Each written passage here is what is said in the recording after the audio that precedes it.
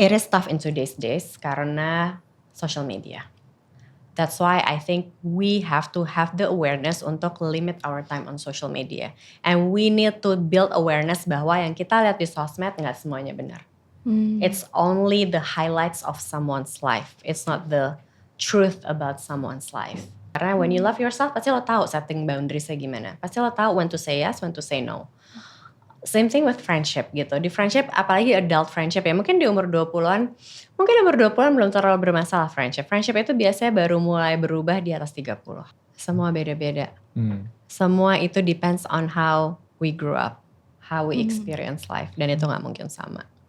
Cuman if you meet the right person, pasti lo akan ketemu orang yang align with that values. That is guaranteed.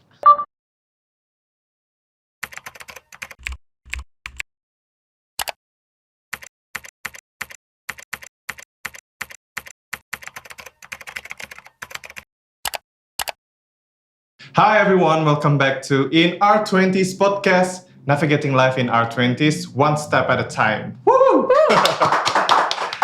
Oke, masih bersama aku Rafis dan juga partnerku. Halo, aku Jihan. Dan tentunya kita pasti bakal masih akan membahas seputar permasalahan-permasalahan di usia 20-an ya Jihan. Betul. Ya? Oke. Nah, kali ini kalau kemarin kita udah bahas tentang financial dan segala macamnya. Sekarang kita ngobrolnya nggak bakal jauh-jauh nih topiknya. Benar. Dan pasti kita sekarang udah kedatangan juga narasumber yang kayaknya instead of nanya-nanya teori segala macam akan lebih banyak kan curhat kayaknya. Benar. Karena kan beberapa episode sebelumnya udah berat ya. Benar. Kita udah ngomongin financial, itu berat Betul. banget. Kita ngomongin personal branding, Ya. cukup berat. Ngomongin karir juga. Benar. Jadi kali ini kita lebih mau melo-melo, curhat-curhat gitu. Mungkin balik lagi kayak mau vibes-nya tuh lebih tone down dulu. Betul. Gitu. Kayaknya kita mau maling-maling konsul kali ya. Mumpung ada orangnya di sini. Oke, sekarang kita udah kedatangan Self Love Life Coach. Ini tentunya platform dari orang sosok ini tuh udah gede banget. Betul. Yang aku yakin kayaknya banyak teman-teman di sini yang udah tahu. So without further ado, please welcome Kak Muara Makarim. Halo Kak, apa kabar Kak? Baik. Kak Muara sekarang kesibukannya apa aja nih?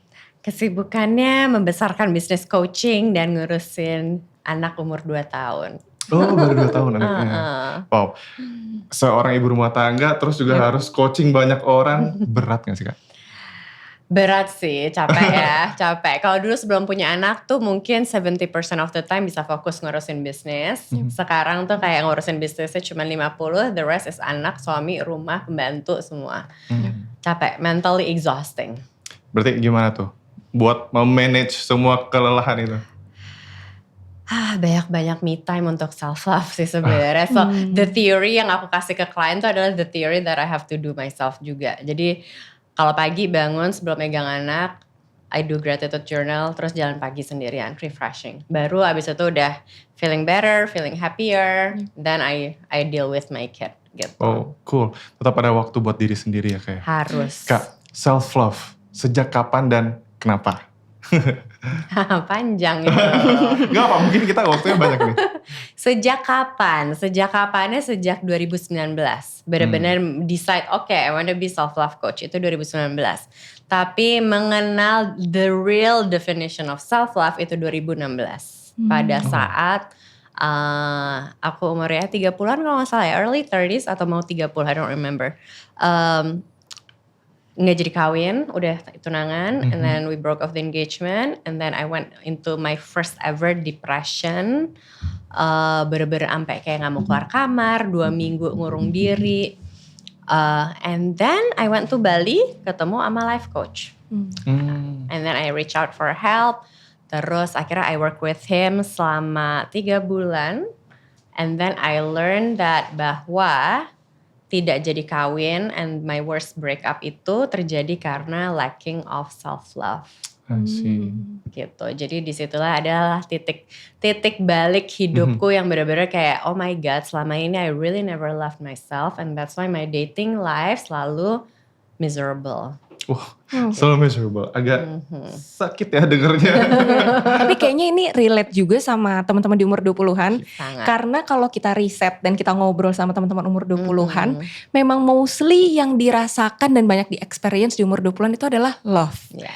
Karena mungkin transisi kayak love yang awalnya mungkin banyak yang bilang cinta monyet gitu ya. Terus akhirnya lulus kuliah gitu mulai kayak mikirin kayak mulai riset kayak pasangan hidup tuh gimana sih, harusnya seperti apa sih, siapa sih, yang kayak gitu-gitu tuh mulai diomongin gitu. Yeah. Tapi balik lagi salah satu topiknya adalah terkadang banyak sih sebenarnya kenapa kita fokus bahas self love ini, karena kalau tadi case-nya di relationship banyak yang bilang jadinya kayak I'm losing myself over other people kayak gitu-gitu, atau kayak di umur 20-an jadinya banyak yang ngerasa kayak karena di umur 20-an mereka harus mulai taking care of other people, tadi pasangan. Terus mungkin kalau kita tarik secara garis besarnya banyak juga yang mulai mikirin keluarga, orang tua dan lain-lain. Terkadang jadinya kita di umur 20-an terlalu sibuk mau giving love to other people, jadinya lupa sama diri kita sendiri. Betul. That's why hari ini kita mau bahas tentang self love ini ya. Dan mungkin kita bisa buka nih Kak dengan topik atau pertanyaan, what is actually self love sih sebenarnya kalau kita ngomongin gitu. Karena kan ini kan jadi perdebatan banget di sosial media kayak betul. Kayaknya itu bukan self love deh, kayaknya self love tuh gini deh gitu. Tapi mungkin kalau kita ngobrol sama self love coachnya nih, what is actually self love itu? Self love itu sebenarnya when you're able to find the joy within you.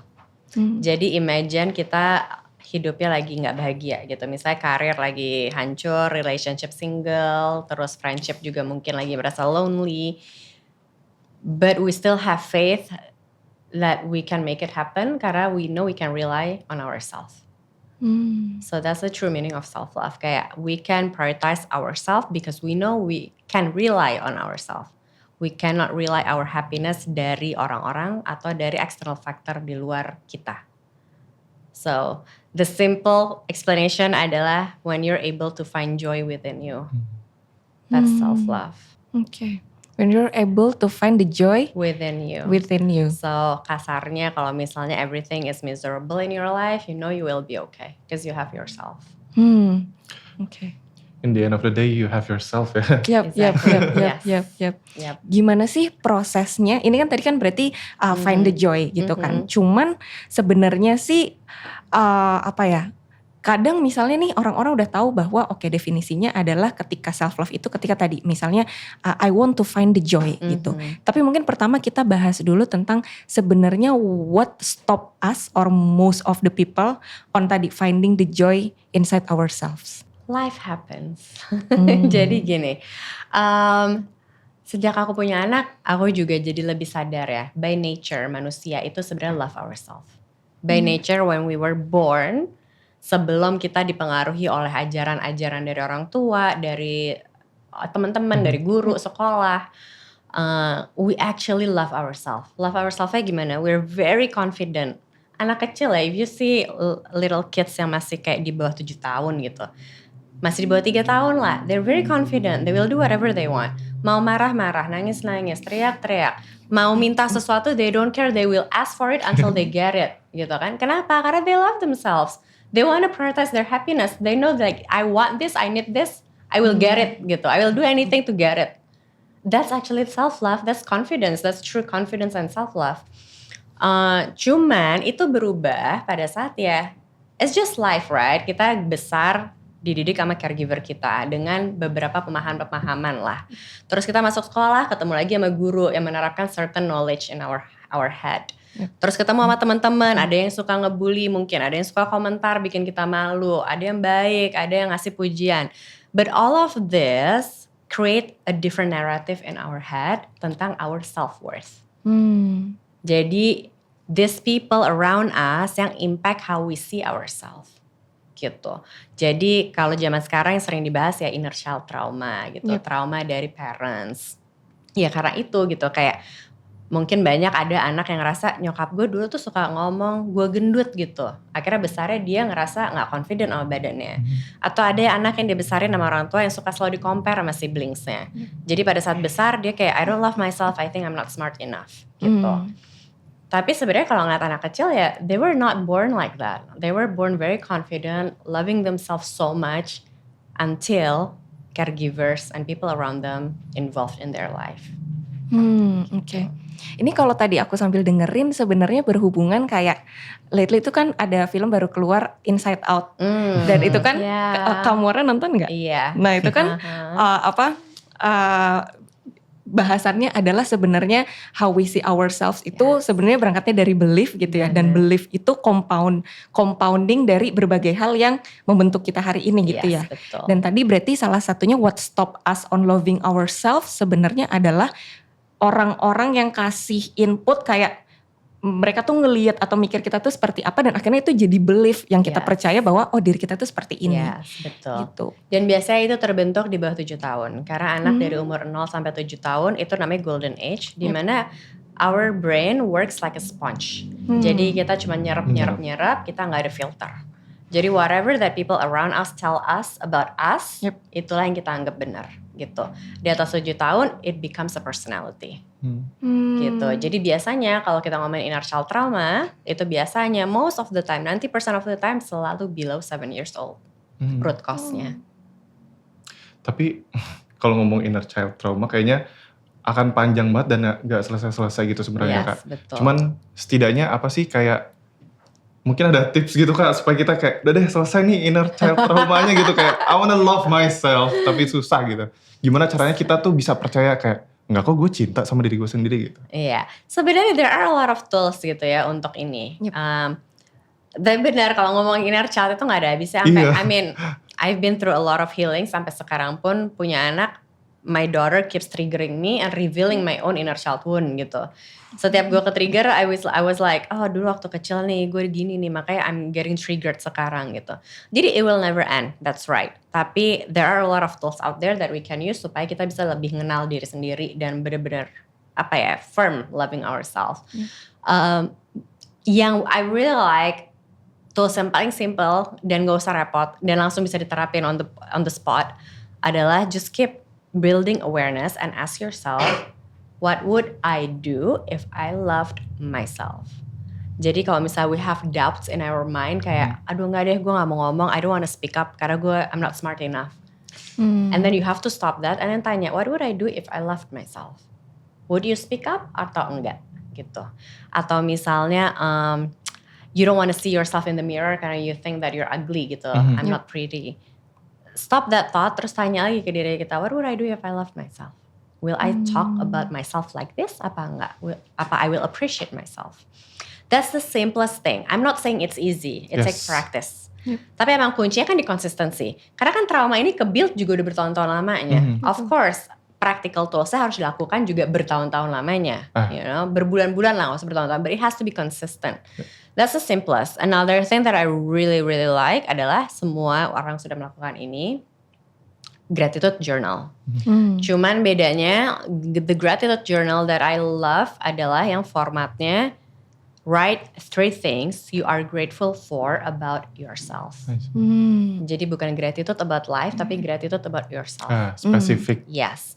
Which orang yang self love rendah itu pasti kesusahan nulis apa. Banyak banget yang kayak gitu. Ya.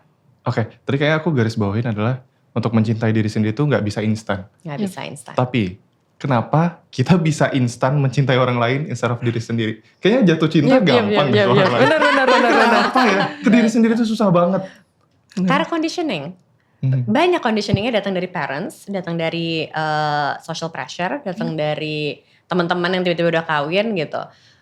The conditioning ini tuh kuat banget gitu kayak orang tua gitu. When I told you a story yang I get off engagement terus depresi, itu sebenarnya pas dilihat root cause-nya adalah people pleasing.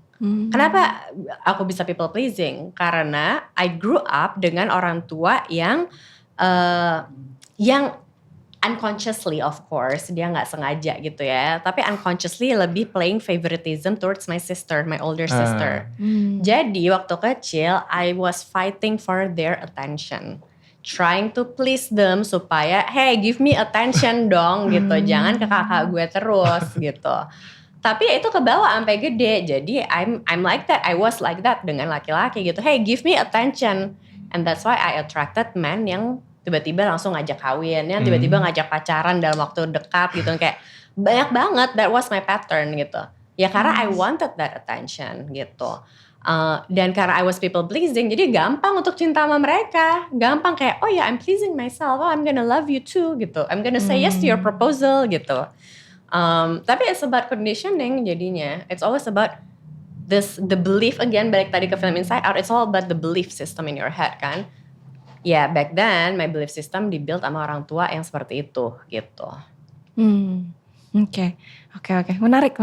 Jadi kuncinya adalah di conditioningnya ini ya. Yes. Oke. Nah, ini kalau kita ngomongin self love gitu ya Kak. Salah satunya adalah on the other side, self love itu kan banyak banget diomongin. Tapi menurutku sebenarnya salah satu hal yang jarang diomongin, tapi kalau dipikir sebenarnya make sense juga dan mostly kita di umur 20-an banyak ngalamin, itu adalah mungkin kalau kita bisa sebut namanya self hate. Gitu, dimana self love kan basically loving ourselves. Yeah. Tapi kalau self hate adalah ya hating ourselves. Yes. Terdengarnya harsh, tapi sebenarnya itu true. Bahkan mungkin aku ngalamin, mungkin I think Rafiz juga ngalamin gitu kan. So first, do you believe in self hate gitu, dan what do you think gitu about self hate fenomena ini? Dan menurutku kayaknya di umur 20-an dan anak-anak sekarang gitu, apalagi sering liat internet, ini tuh kuat banget gitu. Betul. What do you think? I mean, hate is a very strong word ya gitu. So, although the definition is true, tapi kayaknya I wouldn't say self-hate, mungkin just lacking of confidence gitu, lacking of self-love. Dan sebenarnya lebih mungkin the right term is lacking of confidence. Karena banyak klien-klienku yang umur 20-an juga, they join my session dan bilang I don't have confidence. Tapi pas ditanya kenapa ya, biasanya when I see people on Instagram kayaknya kok kerjanya lebih sukses. Ada yang mereka bisa travel terus-terusan, kok aku enggak. Terus kok kayaknya ada yang tiba-tiba udah kawin, dilamar, and I'm still single gitu. Atau kayak kok dia temennya banyak tapi gue nyari temen aja susah. It's all about apa ya, it's all about losing the trust in yourself. Means lack of confidence, means lack of self-love gitu. It is tough in today's days karena social media. That's why I think we have to have the awareness untuk limit our time on social media. And we need to build awareness bahwa yang kita lihat di sosmed gak semuanya benar. It's only the highlights of someone's life. It's not the truth about someone's life. Gitu. Dan ya generasi sekarang akan lebih ter-challenge masalah itu daripada generasi dulu. Karena now they grow up with technology. They grow up with social media. Dan social media lebih banyak dari dulu. Sekarang udah ada TikTok, udah ada Instagram, udah ada Facebook, udah ada Twitter. Everything. Like literally YouTube, everything, right? Zaman dulu kan enggak gitu. Jadi zaman dulu tuh lack of confidence cuma datang dari orang tua atau keluarga gitu root cause-nya. Sekarang no, sekarang root cause-nya udah dari keluarga iya, social pressure iya, sosmed pressure juga iya. Makin banyak ya. It's really hard. Yeah. Oke. Ini yang menarik adalah tadi kalau mungkin kita bilang gampangnya self hate, tapi ternyata mungkin lack of confidence gitu. Tapi menurutku itu banyak hal yang itu hal yang banyak orang belum sadari bahwa they hate themselves because they lack of confidence. Mostly kan mereka cuman kayak I hate myself. Itu kan banyak banget ya kata-kata kayak gitu di umur 20-an. Tapi tadi yang aku sebagai umur 20-an juga sadar gitu pas denger kayak is it lack of confidence gitu. Nah, boleh agak dieksplor gak Kak kayak how this lack of confidence gitu tadi datangnya itu dari mana lack of confidence, terus habis itu kayak gimana akhirnya ini juga membentuk belief kita terhadap diri kita yang akhirnya kita jadi kayak I hate myself gitu. Right. Balik lagi ke gimana kita dibesarin. Karena semuanya tuh ujung-ujungnya itu. Ya karena personality kita terbuild dari rumah kan. Gitu. Jadi pertama tuh dari psikologi, personality kita, whatever patterns we have in our life, build-nya dari rumah, baru kedua dari sekolah.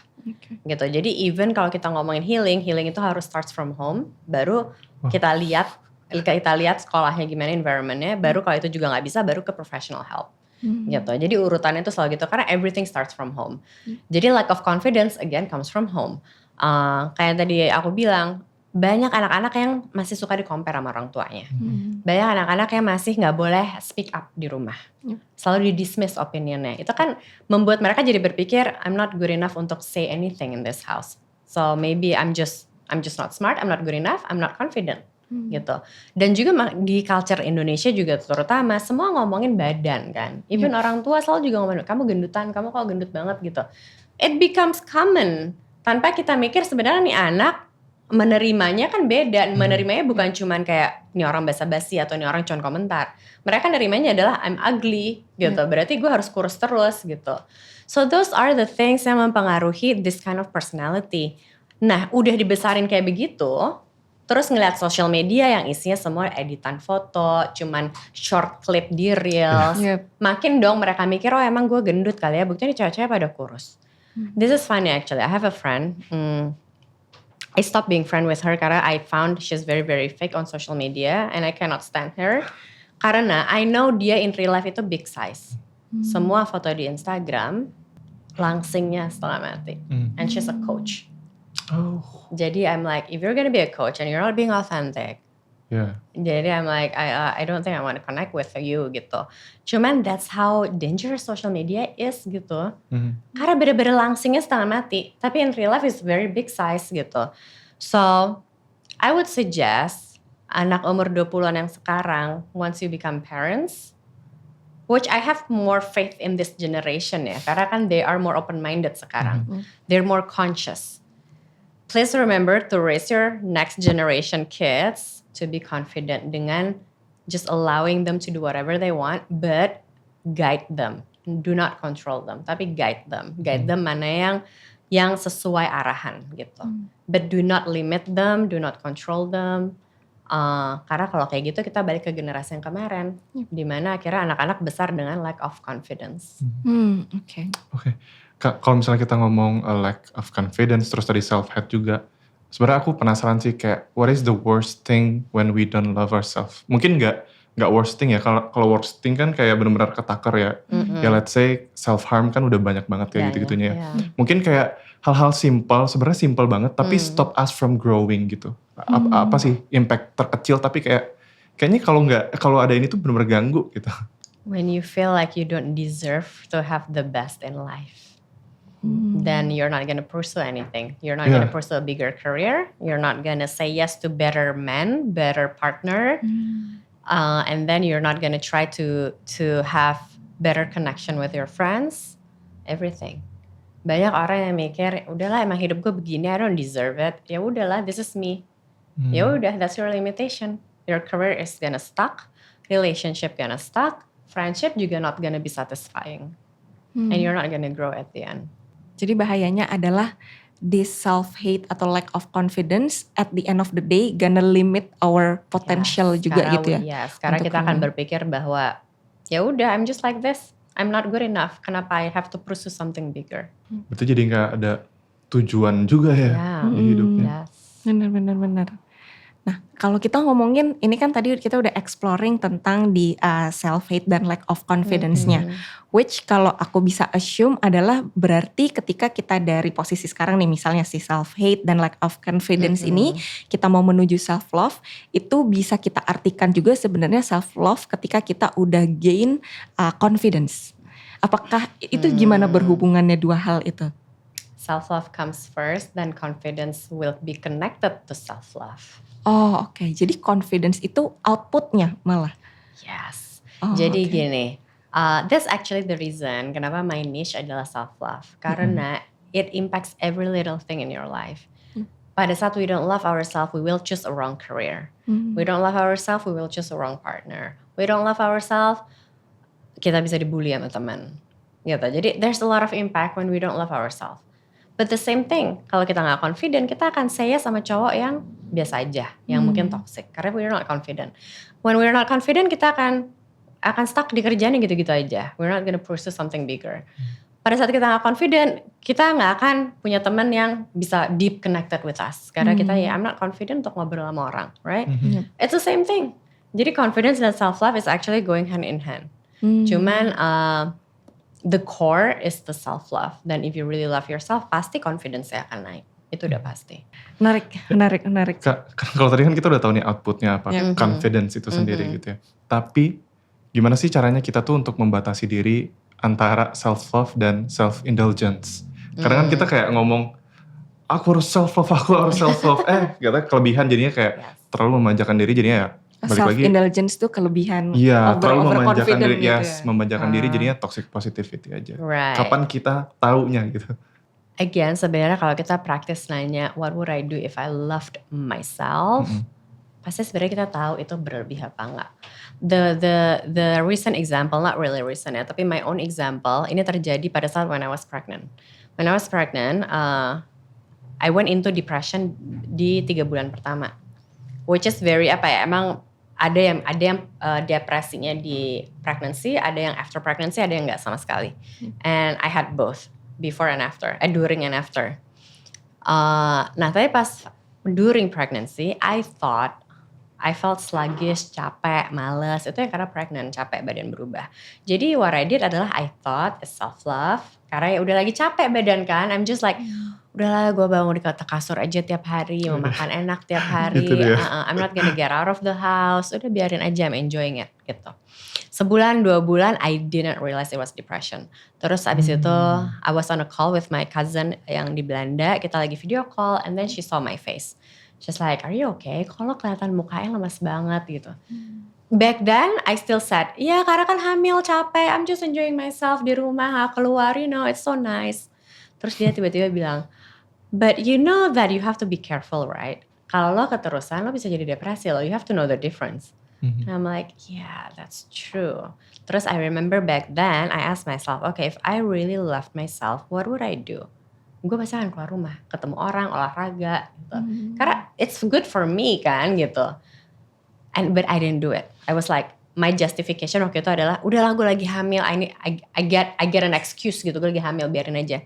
Benar, I didn't stop doing it sampai 3 bulan. I went into a deep depression and anxiety. But when I ask myself what would I do if I loved myself, sebenarnya jawaban aslinya tuh udah keluar gitu bahwa no, if you love yourself, you will get your ass out of the house, hang out and work out. And I did not do it. Sebenarnya kita selalu ada jawabannya ya. Selalu. It's a matter of you want to listen to it or not. Or not. Just trust your gut aja sih. Yes, benar. Yep. Nah, tadi udah sempat di-mention nih sama Kak Muara gitu bahwa sebenarnya tadi the moment we have loved ourselves gitu, ketika kita udah self love, terus habis itu udah confidence gitu, itu nanti akan berpengaruh juga sebenarnya ke sekitar kita gitu kan. Nah, biasanya gimana sih tadi self love ini bisa impacting our relationship with other people gitu? Oh, banyak sekali. Gini. Impacting the romantic relationship dulu gitu ya. Itu udah pasti paling kena. When we love ourselves, pasti kita akan tahu how to set boundaries. Dimana kita akan say yes to certain things yang gak sesuai standar kita, tapi kita tahu how to put a limit to it. Jadi tidak ke-drag ke toxic relationship. Jadi tidak ke-drag ke relationship yang sebenarnya you know you need to leave gitu. Karena when you love yourself, pasti lo tahu setting boundariesnya gimana. Pasti lo tahu when to say yes, when to say no.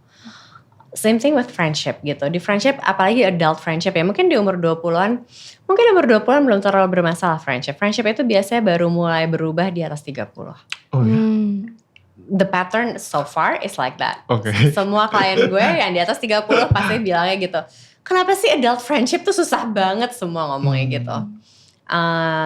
I even experienced that too gitu. So di atas 30 semua berubah.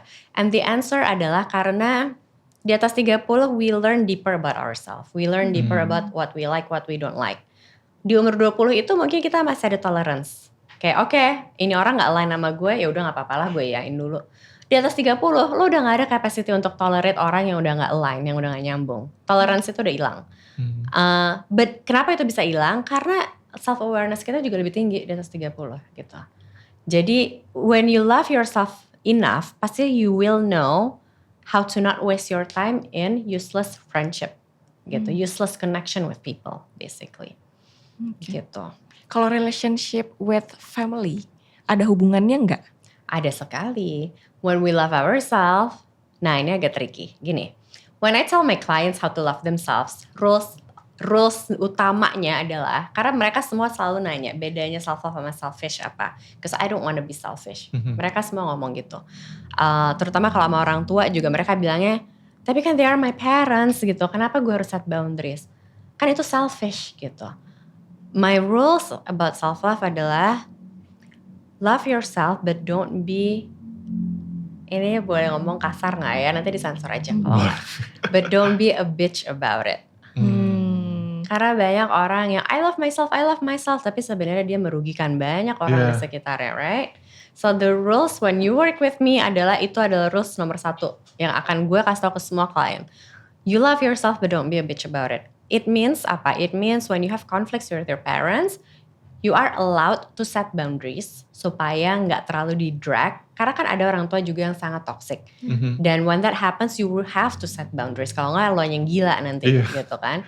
So you are allowed to set boundaries, but do not do it in a rude way. Jangan kasar. Do it in a kind way gitu. Jadi set boundaries, ngomong aja sama nyokap lo lah.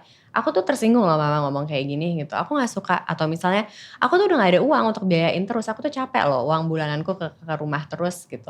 Ngomong aja kayak gitu. Gak usah marah, gak usah teriak, gak usah ngapa-ngapain. Ngomong apa adanya baik-baik.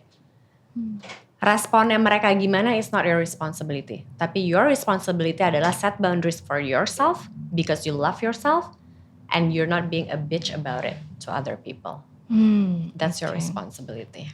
Oke, itu tadi hubungan udah, teman udah, family udah, mungkin kerjaan kali ya. Oh, iya. Kerjaan, karena kan banyak nih umur 20-an lagi aduh gitu, kayak tentang kerjaan gitu. Kayak gimana hubungannya tadi balik lagi self love Ya. sama work. Nah ini juga tricky karena it's not a straightforward thing. Kenapa it's not a straightforward thing? Karena kalau misalnya kita pakai alasan self love, nanti kita berhenti kerja terus tiap stres. Right? Betul. Nanti mikirnya, tapi kan gue cinta sama diri gue, jadi gue harus berhenti dong kalau gue gak suka. Ya well life doesn't work like that gitu. Kalau kita berhenti terus, ya terus gimana you're gonna grow gitu. Berarti kan you just give up all the time. So in that case, the definition of self love adalah love yourself itu kan juga when you grow. Gini loh, I do believe when you love yourself, it means you are growing. When you are growing, you are expanding, eventually you will live your purpose. Gitu. Jadi kalau you're not gonna grow, you decide you're not gonna grow, you're not gonna live your purpose. Kalau you're not gonna live your purpose, you will never be fully content with your life. Yang bikin kita feeling content is the purpose in our life. Dan purpose tidak akan ter-achieve if we're not growing. Gitu. Jadi kalau karir, I would say gini. Mungkin practical tools yang paling gampang adalah every time you're in a job, create your own work values. Maunya apa? What is important for you in a career? Create 5. Terus lihat dari 5 cocok setengahnya apa enggak. Kalau cocoknya less than 50%, means the job is not for you. Kalau cocoknya minimal 50%, means the rest yang nggak cocok, usually you can tolerate it. Usually it's for your growth. Gitu. Jadi that's how you love yourself. To understand really well bahwa okay, am I gonna grow here? Can I still tolerate this culture apa enggak gitu? Can I still tolerate this situation apa enggak gitu? Tapi fokusnya ke your own values, career values. Harus pinter-pinter lihat room for growth-nya juga ya. Yes, makanya patokannya si values ini. Karena kalau values biasanya, karena values itu what we live by. Jadi even in a relationship it works like that too gitu. Jadi kalau you guys are in a relationship, lihat relationship values kalian apa. Match nggak sama yang you are experiencing dengan your partner gitu. Kalau matchnya cuma 2, itu kan less than 50% ya. Berarti mostly nggak cocok. Same thing with kerjaan gitu. Tapi kalau cocoknya minimal 3, means 2 poin yang nggak cocok, possibly it's for you to grow gitu. Oke. Kayak aku masih kepo sama boundaries tadi deh. Iya benar-benar. I want to ask the same thing. Oke, tapi kalau ngomong-ngomong boundaries, let's say kita udah tahu nih how to set the boundaries. Tapi apakah itu akan menjadi the only answer for how do we love the others without losing ourselves? Yes. Gini, ini kan berarti kayak misalnya ngomong relationship, right? Berarti kan. Yeah. Kayak misalnya gini deh. Kayak gue sama suami gue. Kita tuh, we are in a very healthy relationship. Tapi bukan berarti kita selalu cocok. Enggak. Ada beberapa yang kita bener-bener gak cocok gitu. Kayak yang love language kita kadang gak nyambung. Walaupun kita udah ngerti satu sama lain apa. Tapi kadang I don't serve him sesuai love language-nya. Dan dia juga enggak gitu. And that creates conflict gitu. That creates conflict. Pada saat itu creates conflict, kadang gue suka kelepasan marah, teriak gitu. Kadang, aduh kenapa sih, why are you doing this gitu. Suami gue orang Inggris yang kalau ngomong kalem banget kayak orang Jawa. Oh ya? Ya, jadi gak bisa ngedenger gue nada tinggi. Gue gak, I'm not even screaming atau yelling gitu. Tapi buat dia kayak, why are you talking to me like that? Di situ dia pasti set boundary sama gue. Oh. Dia tuh self love lumayan tinggi suami gue. Jadi dia akan set boundaries and then he will tell me, enggak, you cannot talk to me like that. Gitu. Dan itu adalah dia I know he loves me so much, tapi he oftentimes set his own boundaries di saat dia tahu gue ngomongnya tidak sesuai yang dia mau intonasinya. Jadi he sets the boundaries and not losing himself in the relationship gitu. And I do the same thing. Kalau misalnya gue udah nggak tahan sama certain actions-nya dia, I will tell him, kayak I don't think you were supposed to do that. I don't like it gitu. Tapi I'm not losing myself in the relationship. Back then pada saat gue belum tahu self love, mau diapain juga I would be like, okay, udah, yeah, I love you so much, you know. I lost myself karena I did not set boundaries. Jadinya Gitu. people pleaser aja ya. People pleaser aja gitu. Jadi ya contoh setting boundaries adalah itu, just tell them what you don't like gitu. And set the boundaries. Kalau misalnya you cross these boundaries often, it means we're not supposed to be together. Karena the right partner pasti akan respect your boundaries. Oh, berarti yang harus kita pelajari juga ya, selain bikin boundaries untuk diri sendiri, tapi kita juga harus tahu nih how to anticipate ketika orang lain set boundaries untuk self love-nya dia gitu. Yes, betul sekali. I see. Kamu tadi apa? Boundaries. Ya, enggak sama Oh, sama. itu tadi. Iya sih, karena menurutku balik lagi sih, kan kalau kita ngomongin self love tuh banyak dibahas, tapi turunan-turunannya ini salah satunya setting boundaries ini belum banyak dibahas gitu.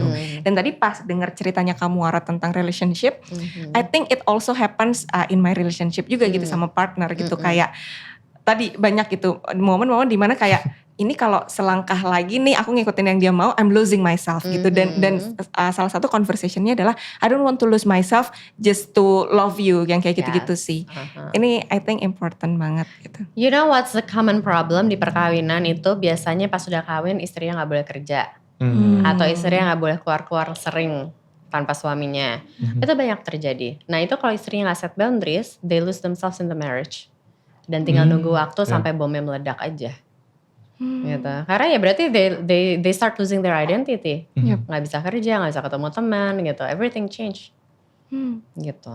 Jadi basically definisi dari setting boundaries ini adalah stand firm on what we believe atau apa? Itu ya? Your values basically. Oh, oke. Jadi kayak pertama berarti harus knowing exactly what is our value dulu. Yeah, that's the core foundation. Oke, baru setelah itu apa ya? Setting boundaries itu apa ya? Ya stand firm on it gitu ya kayak. That's why I advise semua orang yang belum kawin before you decide to get married adalah review your values and your vision. Jadi values itu basically what is important for you in a relationship dan lihat match sama relationshipnya apa enggak. Kalau ada yang enggak match, discuss it. And see if the discussion satisfy you apa enggak gitu. Apakah itu deal breaker apa enggak. Kedua vision in life. What do you want in life? Karena some people ada yang mau punya anak, ada yang enggak. Some people ada yang mau misalnya mau travel around the world, ada yang satu lagi enggak mau sama sekali. Tapi it's very important for them gitu. Jadi itu dua hal yang harus dibahas sih. Dan I'm glad I did that with my husband. Karena sekarang looking at a lot of marriages around me tuh banyak yang masalahnya itu. Yang istrinya mau apa, suaminya mau apa. And it's all deal breaker decision gitu. Ini menarik, ada kata-kata deal breaker. Kayaknya masih banyak teman-teman di umur 20-an yang belum paham banget sebenarnya what does it mean deal breaker gitu. Boleh di-explore dikit gak Kak? Kayak deal breaker tuh maksudnya ketika kondisinya seperti apa gitu. Deal breaker adalah kalau lo gak dapetin ini, you will feel miserable. Jadi like for example, I have a friend yang kawinnya karena MBA. Jadi mereka gak ada nih discussion tentang the values, the vision. Pacaran waktu itu baru 3 bulan, tiba-tiba hamil dan kawin. Bukan orang Indonesia dua-duanya. Satu orang dari Cina, satu dari Hong Kong. Tapi tinggal di sini. Nah, setelah tinggal di Jakarta kayak 2-3 tahunan, mereka udah punya anak, istrinya mau pindah ke Hong Kong karena bosan di Jakarta. Suaminya enggak. Suaminya udah punya bisnis di sini, dia gak mau pindah. Istrinya maksa. Tiba-tiba dia langsung apply sekolah gitu. Dia langsung apply sekolah dan langsung pindah. Suaminya anxious setiap hari setelah decision Hong Kong ini terjadi. Dan that I see bahwa values mereka gak match. Karena yang ceweknya love to travel, love to live in different places. Suaminya enggak, suaminya very in a comfort zone. Gue maunya di Indonesia aja gitu. I want my life to be convenient. Istrinya enggak, I'm an explorer. Dan istrinya juga selalu bilang, I used to be a true traveler. Kenapa setelah kawin gue gak bisa travel? And that becomes a deal breaker for her. Makanya dia langsung apply sekolah, pindah, dan maksa suaminya harus ikut. Buat suaminya, that's actually a deal breaker. Karena dia akhirnya anxiety berminggu-minggu gak bisa tidur. So, ask yourself, if I don't have this, will I feel miserable apa enggak? Kalau iya, most likely it's your deal breaker. Kalau you don't feel miserable, lo cuman kesel-kesel aja, most likely itu bukan deal breaker. Oh, oke. Berarti kita bisa ngeliat is it deal breaker atau enggak, lebih ke apakah kita bisa tolerate hal itu atau enggak gitu ya. Oke. Oke. Tapi kalau ngomong tolerate, nyambung. Kalau ngomong tolerate itu, apakah kita di setiap keadaan senegatif apapun, tapi kita mencoba untuk kayak, enggak, gue harus positif, gue harus positif, gue harus positif. Apakah itu baik untuk kesehatan Itu mental pertanyaan yang kita? bagus. Karena kadang orang nggak tahu nih tolerance levelnya sampai mana. Iya. Akhirnya ya udahlah iya. But again comes back itu ke people pleasing sebenarnya kan. Pleasing. Kayak I will always try to tolerate him karena I'm gonna please him karena I love him gitu kan. Tapi kan sebenarnya itu bukan tolerance ya. Itu sebenarnya kayak you're putting aside your needs gitu. You're putting aside your needs basically. Dan kita nggak gini loh, kita nggak harus selalu positif kok gitu. Kita harus ngaku aja I'm not being positive about this situation. Dan kita harus ngomong sama orang ya and discuss it. Kalau after the discussion we still feel miserable, ya berarti you cannot tolerate. Berarti lo cuma fake the positivity hanya untuk run in the relationship gitu. Jadi pasti kalian tahu kok positivity yang bener atau positivity yang ganggu gitu. Pasti berasa. Kalau positivity yang beneran kayak I can tolerate, pasti you feel like at ease with the process. Kalau fake positivity atau toxic positivity, pasti you don't feel at ease. Pasti lo tetap berasa kayak ada sesuatu yang ganggu, tapi you don't know what gitu. Benar. That means you cannot tolerate and just don't tolerate.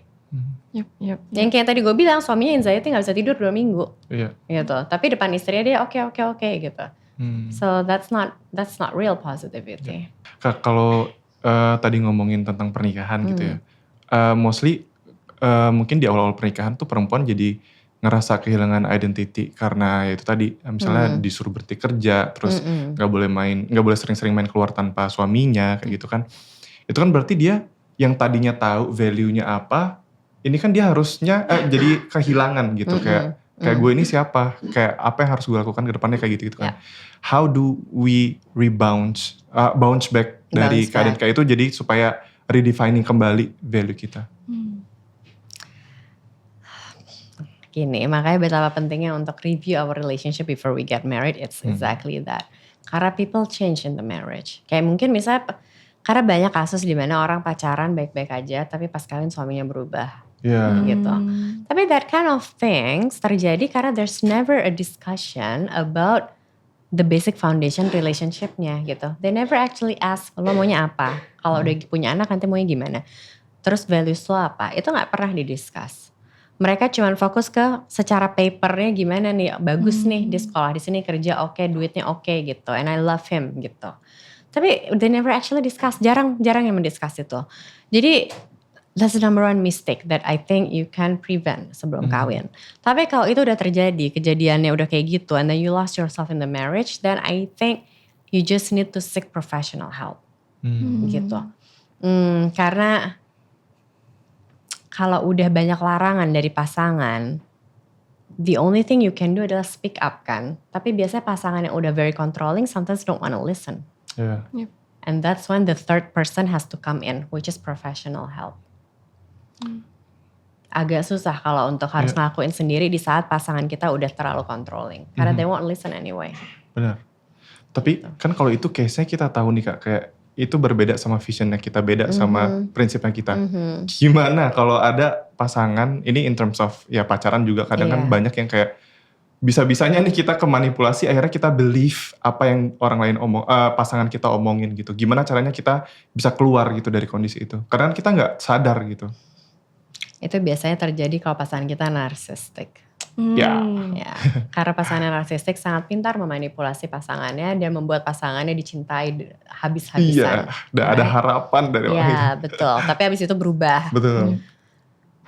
Ada satu klienku kayak gitu, baru udahan dari relationship bersama orang yang narcissistic. It was so hard. It was very, very, very hard.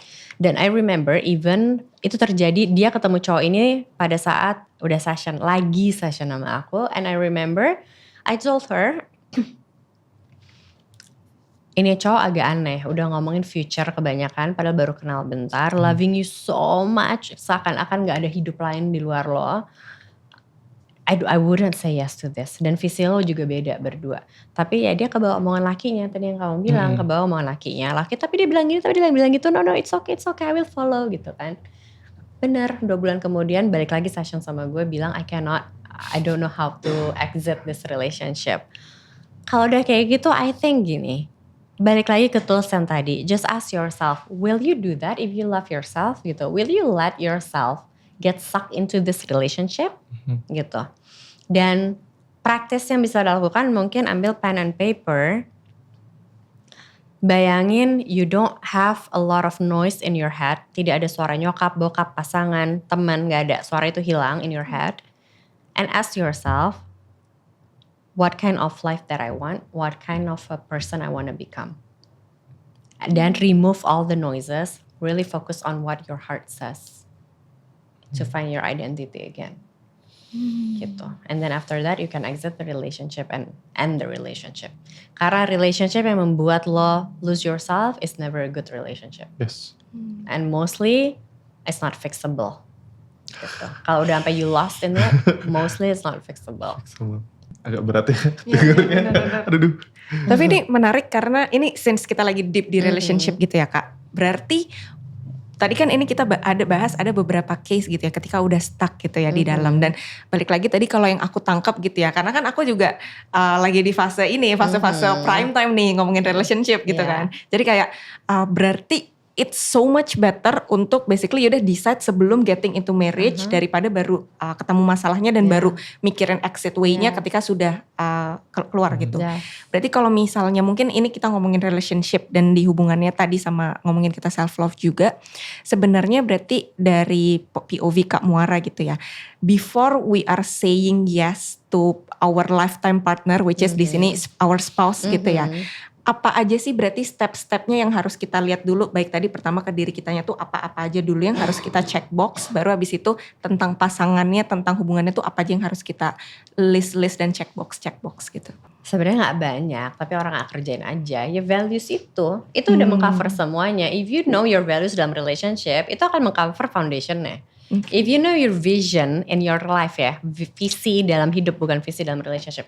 Visi dalam hidup, what you want in life, itu juga udah mengcover semuanya. Karena once you're married someone, itu kan visi dia gabung sama visi lo. Ini mau punya anak, ini enggak. Atau ini mau sekolah di mana, ini enggak. Atau nanti dia mau jadi digital nomad, ini enggak gitu loh. Itu kan udah mengcover everything mostly. Dan itu visi itu terjadi karena apa? Karena values yang mereka pegang kan. Jadi sebenarnya paling penting bahas values, bahas visi. Sama make sure you really love the person. Surprisingly banyak orang menikah bukan karena love. I have a lot of clients yang bermasalah perkawinannya dan pas gue tanya, why did you get married? Jawabannya adalah karena umur. Aduh. Atau karena pacaran udah lama. Ya, jadi disuruh orang tua. Dikejar-kejar ya. Selalu gitu.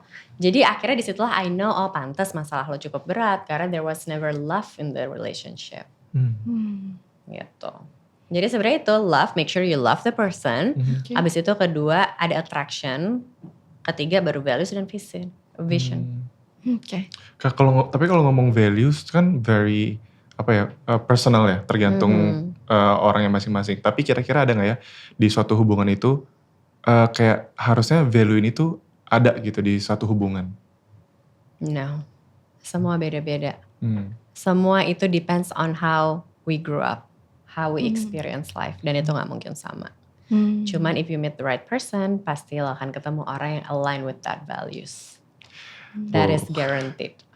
Udah align ya, nggak perlu banyak adjustment sebenarnya. Yes. Oke. Alright. Menarik. Oke, ini jadi tadi kita udah ngobrolin kayak hubungannya self love dengan relationship di sekitar kita gitu ya.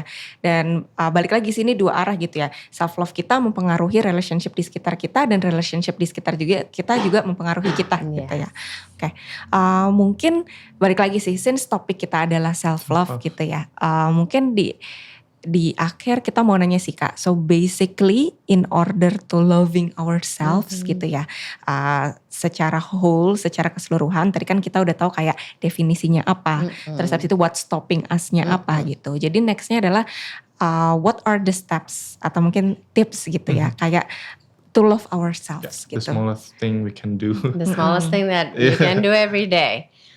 Paling gampang adalah gini. Ini adalah tools yang gue kasih ke semua klien. Semua, mau masalahnya beda-beda, semua mengerjakan ini. Karena I think this is the very basic you have to do. 1, wake up in the morning without your phone and do gratitude journal yang tadi. And then after that, meditation. Self-love meditation specifically. Gimana caranya? Paling gampang sebenarnya tinggal ke YouTube. 10 minutes self-love meditation, itu paling gampang. Pasti ada gitu. Pasti ada. Kalau enggak, setel lagu yang soothing, any music, whatever you like. Terus tutup mata, terus slow breathing. Inhale-nya dihitung 4 detik, exhale-nya dihitung 6 detik. Jadi benar-benar pelan banget. Karena kita tuh kadang suka mikir, gue nafasnya udah pelan kok, tapi pada saat lo lihat enggak. Kita terbiasa nafas cepet, bukan pelan. Jadi inhale 4 detik, terus exhale 6 detik, diulang terus sampai lagunya habis. Tapi pada saat inhale bilang I love myself, pada saat exhale bilang thank you. Sampai lagunya habis. Ya. Itu 2, dan yang terakhir pada saat mau sikat gigi, kan biasa di wastafel ada kaca ya selalu. Nah ini juga yang paling awkward, orang paling gak suka ngerjain ini. Tapi the most semakin itu awkward, semakin tandanya you have to do it. Karena berarti self love lo sangat gawat if you cannot do this. Look at yourself in the mirror, tapi fokus ke satu mata kanan atau mata kiri, supaya you're very present. Karena kadang kalau kita ngacaan, we're not present. Kita cuma ngeliat sekilas, oh ya oke, I look fine gitu kan. Fokus ke satu mata kanan atau kiri, be present, and say I love you, thank you. Gitu. Ya itu aja. Journaling, meditasi, mirror talk. Oke. Hopefully itu bisa dilakukan konsisten ya. Benar. Kadang easier said than aja sih sebenarnya. Betul. Yap, oke. Aku following up Okay, question. Kalau itu kan dari diri sendiri untuk diri sendiri. Kira-kira kan kita hidup bersosialisasi gitu ya. Ada gak sih hal-hal yang bisa kita lakukan untuk orang-orang terkasih di sekitar kita aja gitu. Kayak gimana nih perannya kita buat mereka aware enough untuk self love dengan diri sendiri. Untuk membantu mereka to love themselves. Yes. Ya mungkin gak membantu seutuhnya sih ya. To Mungkin make kayak, them aware. Yes. Selalu nanya aja kalau misalnya mereka lagi curhat atau mereka lagi cerita. Instead of giving opinions, ask questions. Okay, what would you do if you love yourself? Gitu, misalnya dia komplain tentang kerjaan. Oke, tapi kalau you love yourself terus what would you do? Lo akan quit atau lo akan stay? Mereka curhat tentang relationship. Oke, tapi what would you do if you love yourself? Will you tell him how you feel apa enggak? Gitu. Kalau mereka lagi berantem sama orang tua terus curhat, ask the same thing. If you love yourself, what would you do? Lo akan set boundaries atau lo gak akan set boundaries? Just keep asking that. Karena kebiasaan kita tuh selalu ngasih opini kan as our first response. Dan sebenarnya most of us only need questions. Supaya kita berpikir what's exactly we need to do. Oke. Kita ini ya. Turut ini. Oke. Kalau gitu bahasannya sih sebenarnya udah mencangkup yang kita mau tanyain sih Kak. Tadi mungkin kalau aku bisa sums up juga gitu. Yang pertama adalah the definition of self love itu sendiri adalah finding the joy within ourselves gitu.